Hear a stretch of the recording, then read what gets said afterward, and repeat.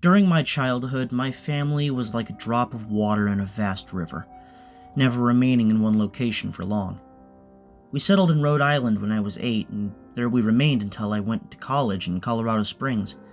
Most of my memories are rooted in Rhode Island, but there are fragments in the attic of my brain which belong to the various homes we had lived in when I was much younger. Most of these memories are unclear and pointless. Chasing after another boy in the backyard of a house in North Carolina, trying to build a raft to float on the creek behind the apartment we rented in Pennsylvania, and so on.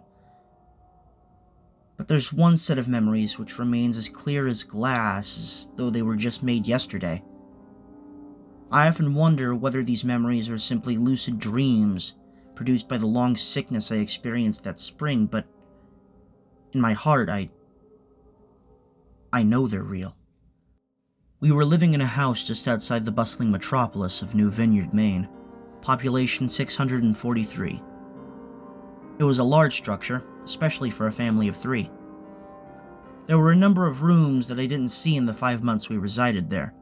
In some ways, it was a waste of space, but it was the only house on the market at the time, at least within an hour's commute to my father's place of work. The day after my 5th birthday, attended by my parents alone, I came down with a fever. The doctor said I had mononucleosis, which meant no rough play and resting for a fever for at least another 3 weeks. It was horrible timing to be bedridden. We were in the process of packing our things to move to Pennsylvania, and most of my things were already packed away in boxes, leaving my room barren. My mother brought me ginger ale and books several times a day, and these served the function of being my primary form of entertainment for the next few weeks. Boredom always loomed just around the corner, waiting to rear its ugly head and compound my misery. You know, I don't exactly recall how I met Mr. Widemouth.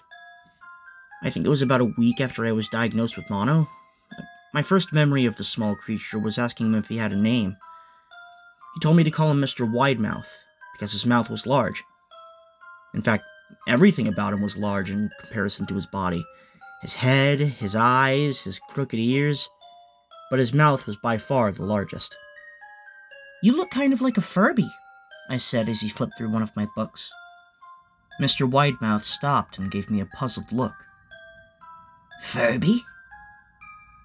What's a Furby?" he asked. I shrugged. "You know, the toy. The little robot with the big eyes. You can pet and feed them, almost like a real pet." "Oh," Mr. Widemouth resumed his activity. "You don't need one of those. They aren't the same as having a real friend."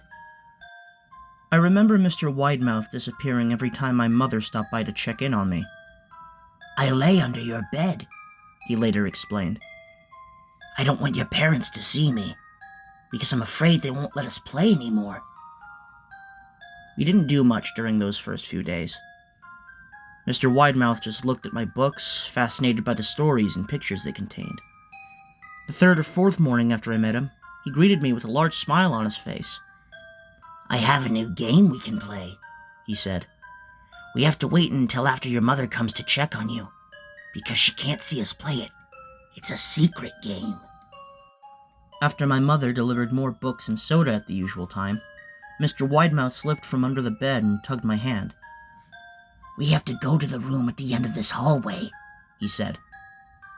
I objected at first, as my parents had forbidden me to leave my bed without their permission, but Mr. Widemouth persisted until I gave in. The room in question had no furniture or wallpaper. Its only distinguishable feature was a window opposite the doorway. Mr. Widemouth darted across the room and gave the window a firm push, flinging it open. He then beckoned me to look out at the ground below. We were on the 2nd story of the house, but it was on a hill, and from this angle the drop was farther than 2 stories due to the incline. "I like to play pretend up here," Mr. Widemouth explained. "I pretend that there's a big, soft trampoline below this window, and I jump. If you pretend hard enough, you bounce back up like a feather. I want you to try." I was a 5-year-old with a fever, so only a hint of skepticism darted through my thoughts as I looked down and considered the possibility. It's a long drop, I said. But that's all part of the fun. It wouldn't be fun if it was only a short drop. If it were that way, you may as well just bounce on a real trampoline.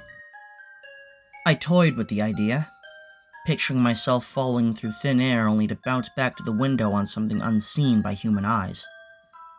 But the realist in me prevailed. Maybe some other time, I said. I don't know if I have enough imagination. I could get hurt. Mr. Widemouth's face contorted into a snarl, but only for a moment. Anger gave way to disappointment. If you say so, he said. He spent the rest of the day under my bed, quiet as a mouse. The following morning, Mr. Widemouth arrived holding a small box. I want to teach you how to juggle, he said. Here are some things you can use to practice before I start giving you lessons. I looked in the box. It was full of knives. My parents will kill me! I shouted, horrified that Mr. Widemouth had brought knives into my room, objects that my parents would never allow me to touch. I'll be spanked and grounded for a year! Mr. Widemouth frowned. It's fun to juggle with these. I want you to try it. I pushed the box away. I can't. I'll get in trouble. Knives aren't safe to just throw in the air. Mr. Widemouth's frown deepened into a scowl. He took the box of knives and slid under my bed, remaining there the rest of the day. I began to wonder how often he was under me. I started having trouble sleeping after that. Mr. Widemouth often woke me up at night, saying he put a real trampoline under the window, a big one that I couldn't see in the dark. I always declined and tried to go back to sleep, but Mr. Widemouth persisted. Sometimes he stayed by my side until early in the morning, encouraging me to jump.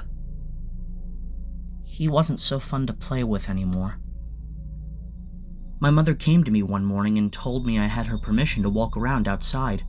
She thought the fresh air would be good for me, especially after being confined to my room for so long. Ecstatic, I put on my sneakers and trotted out to the back porch, yearning for the feeling of sun on my face. Mr. Widemouth was waiting for me. I have something I want you to see, he said. I must have given him a weird look, because he then said, It's safe. I promise. I followed him to the beginning of a deer trail which ran through the woods behind the house. This is an important path, he explained. I've had a lot of friends about your age. When they were ready, I took them down this path, to a special place. You aren't ready yet, but one day, I hope to take you there. I returned to the house, wondering what kind of place lay beyond that trail. 2 weeks after I met Mr. Widemouth, the last load of our things had been packed into a moving truck. I would be in the cab of that truck, sitting next to my father for the long drive to Pennsylvania. I considered telling Mr. Widemouth that I would be leaving, but even at 5 years old, I was beginning to suspect that perhaps the creature's intentions were not to my benefit, despite what he said otherwise. For this reason, I decided to keep my departure a secret. My father and I were in the truck at 4 a.m. He was hoping to make it to Pennsylvania by lunchtime tomorrow with the help of an endless supply of coffee and a 6-pack of energy drinks. He seemed more like a man who was about to run a marathon rather than one who was about to spend 2 days sitting still. Early enough for you? He asked. I nodded and placed my head against the window, hoping for some sleep before the sun came up. I felt my father's hand on my shoulder. This is the last move, son. I promise. I know it's hard for you, as sick as you've been. Once Daddy gets promoted, we can settle down and you can make friends. I opened my eyes as we backed out of the driveway.